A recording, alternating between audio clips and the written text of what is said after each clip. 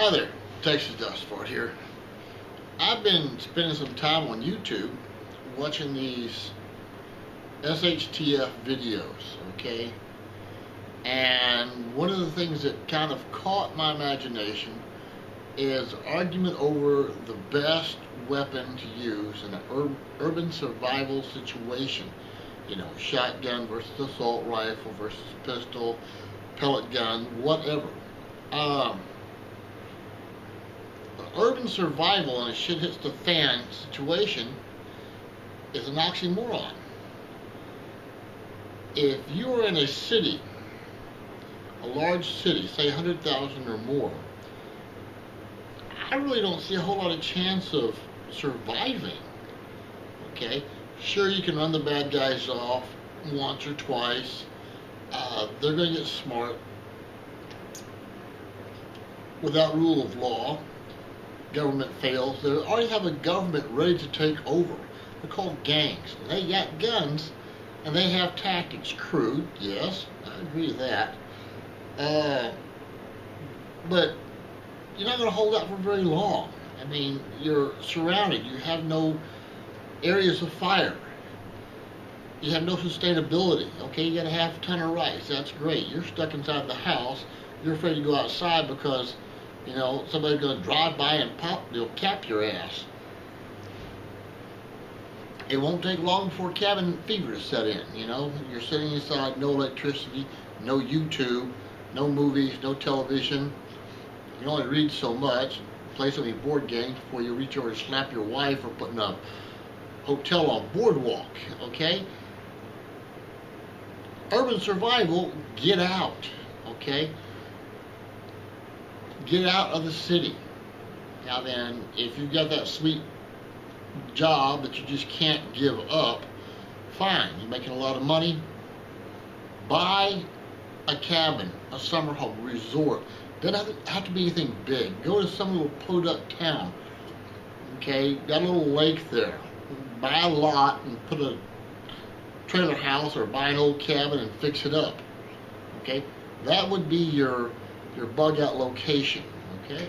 Think about that, all right? So that's where you want to store your half a ton of rice and so forth. Well, you might want to buy some seeds to plant to have some sustainability, okay? I don't care how much food you put away, it's going to get used up. Now then, I turned down a really great job in Colorado Springs. I was stationed there. That's where I retired out of the Army. I retired because of my training. I could have gotten a nice little contract job there, making lots of money. I just wasn't comfortable. I want to get back to my roots, back to home. Now I got a little place out here in the country.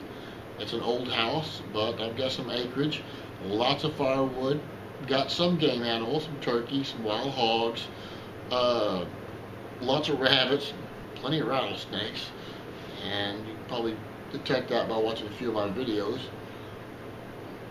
Now then, I took a heck of a cut in pay, but the peace of mind I have now is well worth it. I have some sustainability. I have some fields of fire. I know my neighbors, okay? You got some people who moved in across the road. I was worried about them complaining about all my shooting habits. When, you know, the first day they were in there, I started hearing guns going off, and they set up a skeet range. Okay, we get along just fine now, all right? They like guns almost as much as I do, maybe more. A place like a lake cabin, some small lake, that would be perfect, okay? Because then you have the fishing along with the game, and put a little garden plot out there.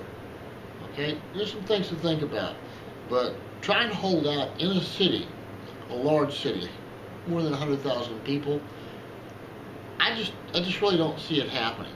I'd like to hear your thoughts on this, and I've, you know, lots of comments and stuff, a lot of negative and positive comments.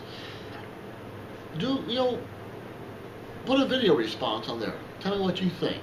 Let's get a forum going on this one here. All right. So this is Texas Dust Fart out here in the middle of West Texas, among the mesquites and the cactus and the rattlesnakes, saying Keep it real, okay?